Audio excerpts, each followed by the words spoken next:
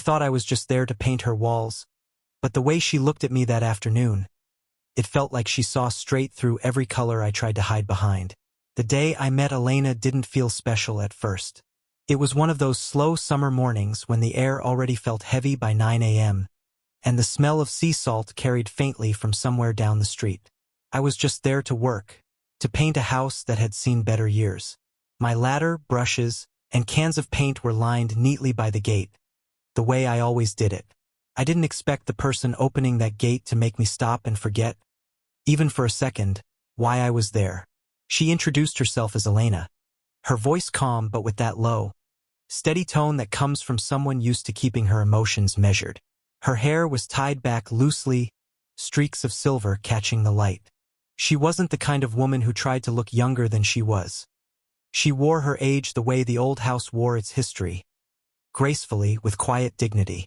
She smiled when I said good morning, though it was the kind of smile that looked like it hadn't been used in a while. "You came early," she said, handing me a glass of iced tea even before I asked for water. "It's going to be a hot one today." I thanked her and got to work. The rhythm of painting has always been a comfort to me. Long strokes, steady breathing, the soft scrape of the brush. But that morning, I kept catching the faint sound of her slippers behind me, the creak of floorboards inside. Every so often, I'd glance back through the open window and see her moving quietly from room to room, folding laundry, answering a phone she rarely picked up.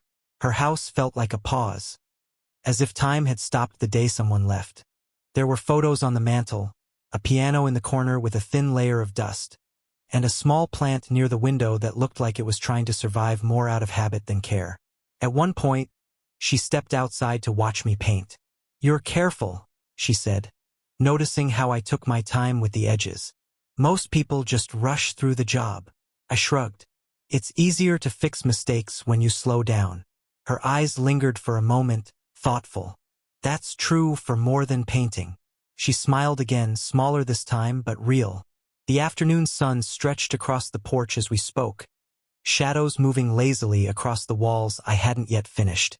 I could feel the warmth of the wood under my fingertips, smell the soft sweetness of her perfume mixed with paint thinner.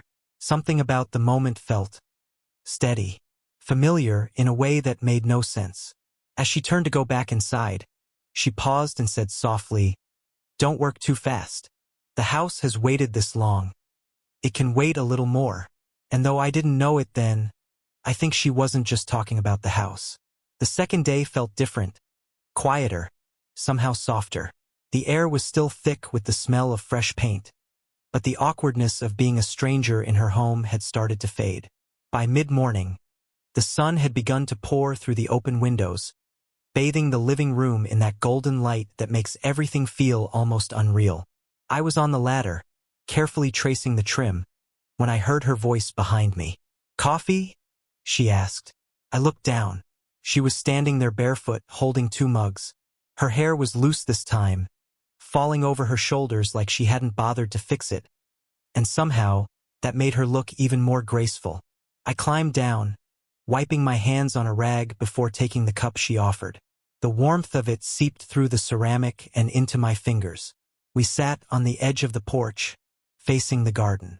The silence between us wasn't uncomfortable. It was the kind of quiet that fills up space gently, without asking for attention. She started talking first. "This house, I bought it with my ex-husband 15 years ago," she said, her tone even, but her eyes distant. "After the divorce, I thought about selling it, but I couldn't. Every corner here holds a story. Some are good, some I'd rather paint over." I didn't know what to say, so I just nodded, letting her words settle. Sometimes silence says more than questions ever could. Then she smiled, faintly, like the memory of a smile. "You must think I'm strange, telling all this to a painter I barely know." I shook my head. "Not strange. Maybe you just needed someone to listen." Her eyes met mine, and for the first time, I noticed the softness behind them, like the tired calm after a long storm. "You're young," she said quietly. "You probably still believe you can start over any time." I let out a small laugh. "Maybe, but I'm still figuring out what I want to start." She looked at me for a long moment before nodding, as if she understood more than I'd said. Then don't rush to find it. Sometimes, the waiting is where the truth hides. After that, we didn't speak much. She went inside to answer a call, and I returned to painting, but the air between us had changed.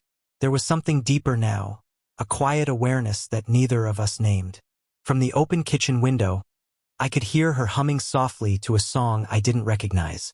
Every now and then, I'd glance her way. Not because I meant to, but because the sight of her moving through that still, sunlit space felt oddly peaceful. The scent of coffee and paint lingered all afternoon. When I packed up for the day, she thanked me again. Her voice lighter this time, as if something inside her had loosened a little. And as I walked away, I realized I wasn't just painting her house anymore. I was starting to understand the woman behind its quiet walls. By the third day, I had convinced myself that what I felt around Elena was nothing unusual. Just the kind of warmth you feel when someone trusts you enough to share their quiet. But something in me knew that wasn't entirely true. It was one of those lazy afternoons when time seemed to stretch endlessly. The paint was drying slower than usual, and the air outside shimmered with heat. I was working inside the living room, where the last streaks of sunlight slipped through the curtains, giving the space a golden haze. I heard her before I saw her, the sound of soft slippers brushing the wooden floor. "Do you want some water?" she asked from the hallway. I turned just as she stepped into the light. She wasn't dressed up, just an old white shirt and jeans, her hair tied loosely, a few strands falling across her face. But there was something different about her that day. Maybe it was the calm in her posture, or maybe it was how unguarded she looked. I smiled. "I'm good, thanks. Almost done with this wall." She walked closer, holding a folded sheet in her hands. "I found this old drop cloth in the storage room. Thought you might need it." She leaned forward slightly to spread it on the floor near my feet, and that's when it happened, that moment that would replay in my head long after I left her house. She looked up. Our eyes met. For a heartbeat, neither of us moved. There was no smile, no words. Just her gaze, steady and searching, like she was seeing something she hadn't expected. The air between us thickened. I could hear the faint ticking of the wall clock, the sound of my brush dripping onto the plastic. Everything slowed down. Then she blinked, as if catching herself, and the spell broke. A small smile tugged at her lips, not playful but almost shy. "You missed a spot," she said softly, pointing to a corner of the wall. I laughed awkwardly, but my voice came out lower than usual. "Guess I did." She stayed there for a moment longer, her eyes still warm with that unreadable expression, before turning away. "Don't overdo it," she said, her tone gentler now. "You'll wear yourself out." After she left, I stood there with the brush in my hand, staring at the wall. The same wall I'd been painting for hours, only now it looked different. Everything did. That evening, when I packed my tools and got ready to leave, she was on the porch watering her plants. The fading sunlight framed her silhouette, and for a second, she looked younger, lighter. When she turned to say goodbye, her eyes met mine again. And there it was, that same quiet electricity that neither of us dared name. All the way home, I kept thinking about that look. It wasn't bold. It wasn't planned. But it reached somewhere deep where logic had no place.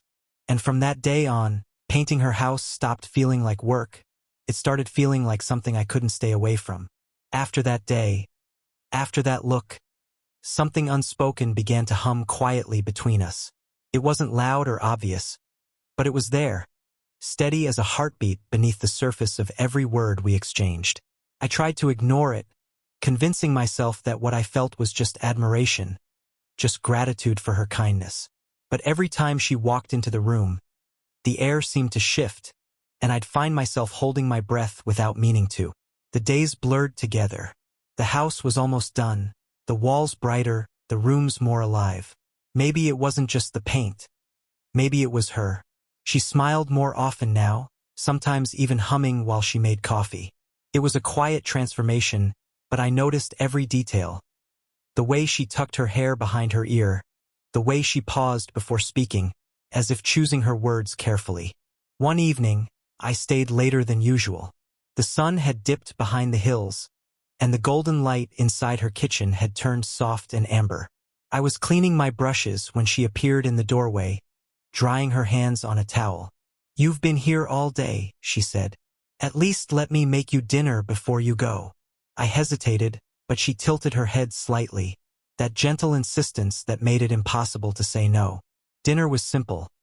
Grilled fish, rice, and a small glass of wine she poured despite my protest. We sat across from each other at her wooden table, the clock ticking faintly behind us. The silence wasn't awkward this time. It was warm, heavy with something we both felt but neither dared to name. At one point, our hands brushed when we reached for the salt. The touch was small, accidental, but neither of us moved right away. Her fingers were warm, soft, and for a split second, I felt the world narrow to just that point of contact. She pulled her hand back gently, her voice barely above a whisper. "You're careful with everything, aren't you?" I smiled, unsure how to respond. "Only when it matters." She looked at me for a long time, then said quietly, "My ex-husband, he used to rush through things, even through people." Her tone wasn't bitter, just reflective. Sometimes, I think I forgot how it feels to be really seen. Something in her words ached inside me. I wanted to tell her that I saw her, not just as someone older or as my client, but as a person who carried both grace and loneliness in equal measure. But I didn't. I just nodded and said softly, "Maybe you just needed a slower painter." That made her laugh. Not loudly, but enough to fill the room with something lighter. When I finally stood to leave, she walked me to the door. "You're coming tomorrow, right?" she asked, almost too casually. "Of course," I said. She smiled, that same quiet, knowing smile, and for the first time I realized neither of us wanted this to end. The next day, the weather shifted, the kind of heavy, waiting stillness that comes before a storm. The clouds gathered low, gray and swollen, hanging over the town like they were holding their breath. I'd promised Elena I'd finish the last coat in the hallway that afternoon, and even though the wind had started to pick up, I went anyway. When she opened the door, she gave me that small, uncertain smile she always did before letting me in. "You came," she said softly, glancing at the sky behind me. "I thought you'd stay home. It's going to pour." "I said I'd finish today," I replied, setting my tools by the stairs. "I don't like leaving things half done." She looked at me for a second longer, as if the words meant more than I realized, then simply nodded. The first drops began tapping on the roof as I started to paint. The sound was steady, almost calming at first, but within minutes, the rain turned furious, hammering against the windows.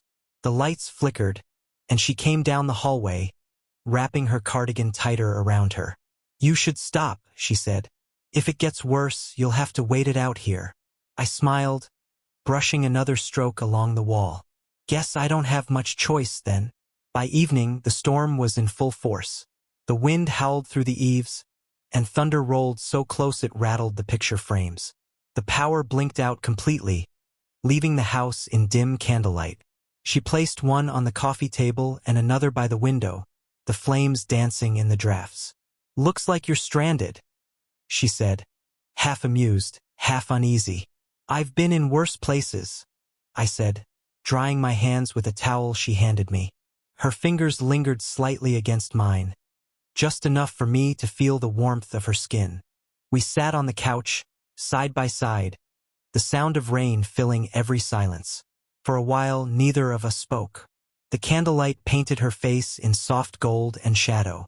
She looked peaceful but tired, her eyes reflecting the flicker of the flame. Then she whispered, almost to herself, "It's strange how quiet it feels when everything outside is falling apart." I turned toward her. "Maybe it's not quiet," I said gently. "Maybe it's just safe." She looked up and our eyes met. The space between us felt impossibly small. She reached out to tuck a damp strand of hair behind my ear, her hand trembling just a little. "Elena," I started, unsure what I was about to say. She shook her head slowly. "You don't have to say anything." Her hand rested lightly on my arm. "Just stay." And so I did. We sat there as the storm raged outside, her head eventually resting against my shoulder, her breathing steadying with mine. The thunder faded into a distant murmur, the candles burned lower, and for the first time, the silence between us didn't feel heavy. Felt like understanding. When I returned the next morning, the storm had passed. The world outside was washed clean. The air crisp, the pavement still damp, the sky a pale blue that felt almost too calm after all that chaos. Elena's house stood quiet again, the kind of quiet that felt deliberate, like it was holding its breath after saying too much. She greeted me at the door with that soft, polite warmth I'd grown used to, but something was different. There was a gentleness in her smile, and also a hint of hesitation. Maybe it was the memory of last night, the closeness we both pretended hadn't happened. "Good morning," she said, tucking a loose strand of hair behind her ear. "I made coffee. I thought you might need it." "Thank you," I said. My voice came out softer than I meant it to. As I set up my brushes, she lingered nearby, watching. The silence between us wasn't awkward, but it wasn't easy either. Every sound, the scrape of metal, the rustle of plastic, the soft clink of her mug, seemed sharper, more fragile. The house was almost finished now. Every wall glowed with new color. Every corner felt lighter. Yet as I painted the last coat, I couldn't shake the feeling that something about this ending felt too soon, like finishing a song before the final note had settled. When I looked back, she was standing in the doorway, her arms crossed lightly, her expression unreadable. "You've changed this place," she said quietly. I smiled. "It's just paint." She shook her head. "No, it's more than that. Feels alive again." She hesitated, then added, almost in a whisper, "I feel alive again." The words caught me off guard. For a moment, I didn't know what to say, so I just kept painting, letting the rhythm of the brush fill the silence. But my hands were trembling slightly, and I knew she saw it too. When the final wall was done, I stood back and exhaled. "That's it," I said. "All finished." She smiled, but it didn't quite reach her eyes. "It's beautiful," she murmured. "You did more than I asked for." Packing up my tools felt heavier than it should have. Each item I put away was like closing a small chapter. Brush, roller, ladder, rag. The air between us thickened with the weight of everything unsaid. At the doorway, she looked at me and said, "You'll have other jobs, other houses." "Maybe," I replied, "but this one will stay with me." Her eyes softened. She reached out, brushing her fingers against my sleeve. Just a fleeting touch, but enough to send that familiar warmth through me. "Take care," she said, her voice steady, though her eyes glistened. "You too," I whispered. As I stepped outside, the sunlight hit the newly painted walls, making them almost glow. I turned once more to look at her standing there. Framed in the doorway, arms wrapped around herself like she was holding on to something invisible.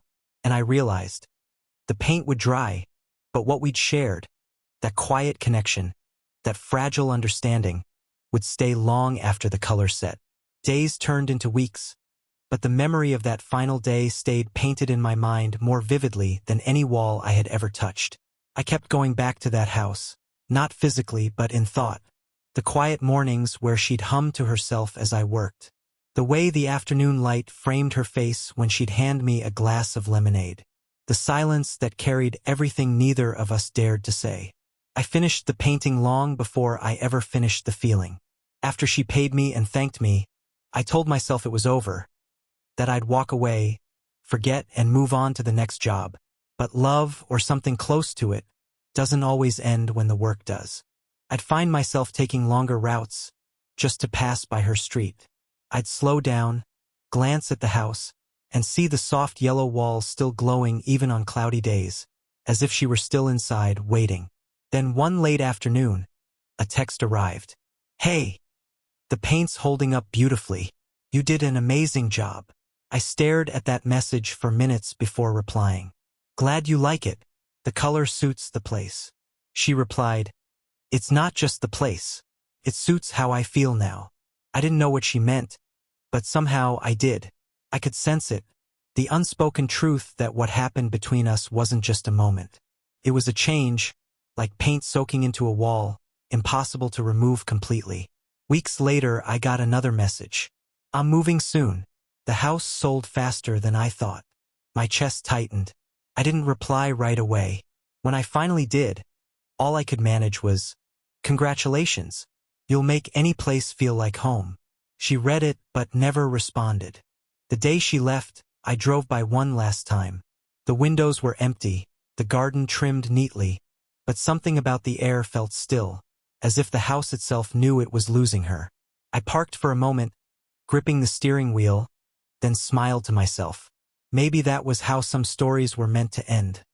Not with promises, but with quiet understanding. I rolled down my window and looked at the wall I had painted. The color was still bright, still warm. It wasn't just paint anymore. It was a reminder of something pure, fleeting, and real. Sometimes people cross your life like colors on a canvas.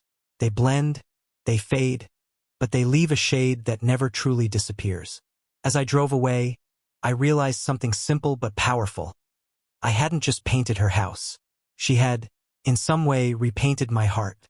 And even now, when I see that same color somewhere, a wall, a sunset, a piece of cloth, it's her eyes I remember first.